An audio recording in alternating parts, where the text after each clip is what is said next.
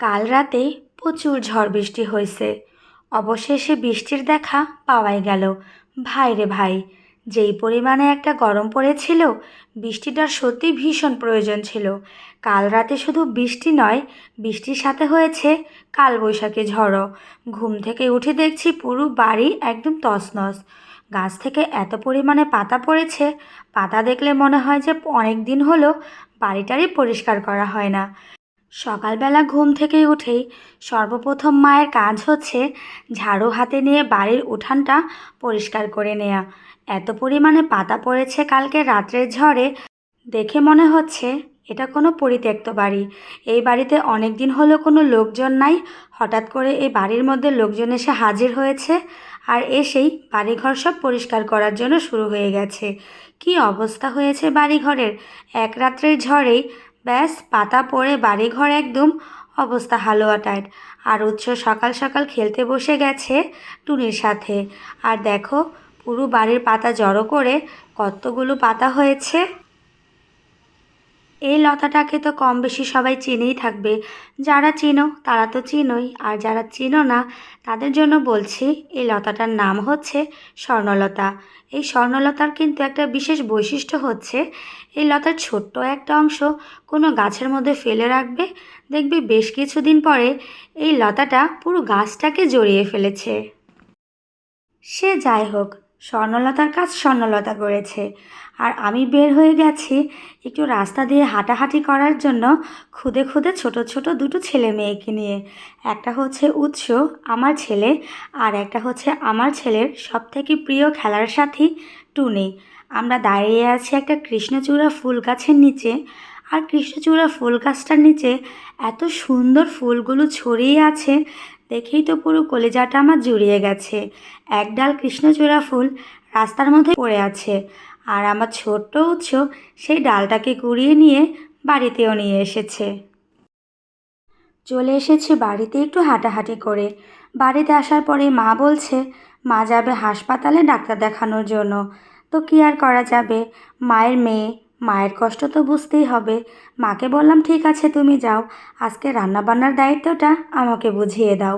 মা তো চলে গেল হাসপাতালে ডাক্তার দেখানোর জন্য, আর আমি এখানে রান্নাবান্নার জন্য কাটাকুটি করে নিচ্ছি। আজকে রান্না করব রুই মাছ, আর রুই মাছটা রান্না করব ডাঁটা, আলু আর ঝিঙে দিয়ে।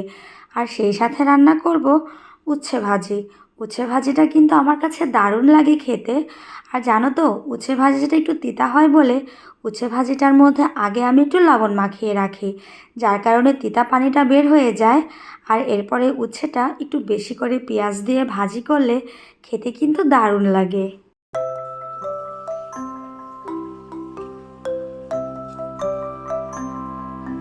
সব কিছু কাটাকুটি কমপ্লিট করে কি কি রান্না করব সেটাও কিন্তু আমি গুছিয়ে ফেলেছি। আর এরই মধ্যে আমার ছেলেটা একা একা বসে বসে ক্যালক্স খাচ্ছে। সকালবেলা হালকা নাস্তার জন্য বাচ্চাদের কিন্তু ক্যালক্সটা খুবই পুষ্টিকর একটা খাবার। আর এই পাশে হচ্ছে আমি দুধটা জাল দিয়ে নিচ্ছি। আমার ছেলেটা এইভাবেই খায়, আগে ক্যালক্স খায় আর পরে ওকে আমি দুধ খাইয়ে দেই। আর এরই মধ্যে মা চলে এসেছে ডাক্তার দেখিয়ে। কি অবস্থা, ডাক্তার কি করলো? কালকে 11টার পরে যেতে বলছি, 11:30টার পরে আসুন।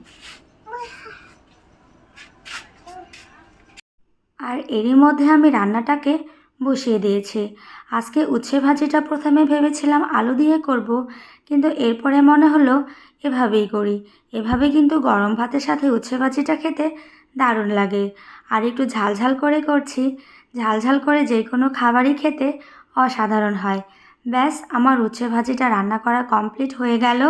আমি আর মা দুইজন মানুষ, তাই অল্প করেই ভাজি করেছি। আর এখন রান্না করে নিচ্ছি রুই মাছটা। প্রথমে রুই মাছে একটু লবণ হলুদ মাখিয়ে নিচ্ছি। রুই মাছে লবণ হলুদ মাখিয়ে হালকা করে মাছটাকে একটু ভেজে নেব। ডিম।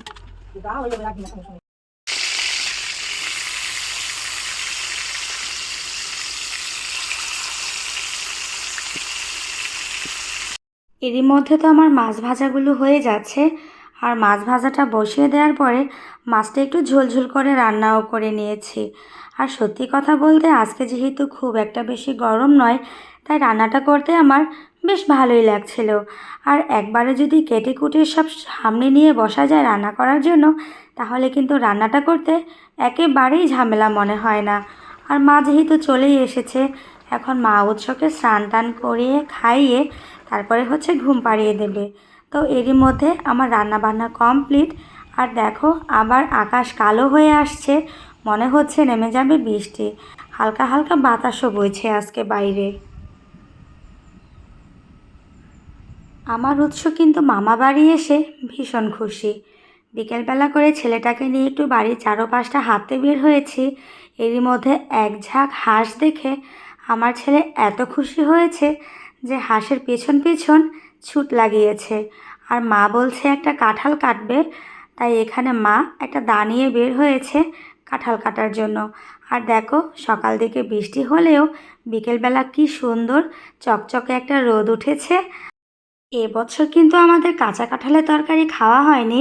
আমি মাকে বলছিলাম একটা কাঁঠাল কেটে রাখার জন্য, তরকারি খাবো বলে। বিকেলবেলা করে মা কাঁঠালটাকে কেটে দিচ্ছে।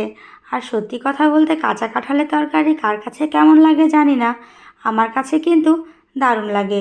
এই কাঁচা কাঁঠালের কিন্তু আরও একটা নামও আছে, সেটা হচ্ছে গাছপাঠা। তো যাই হোক, অনেক কষ্টের পরে কাঁঠালটা কিন্তু কাটা হয়েই গেল। তো ব্লগটা আজকে আর খুব একটা বেশি বড় করব না, ব্লগটা এখানেই শেষ করে দিচ্ছি।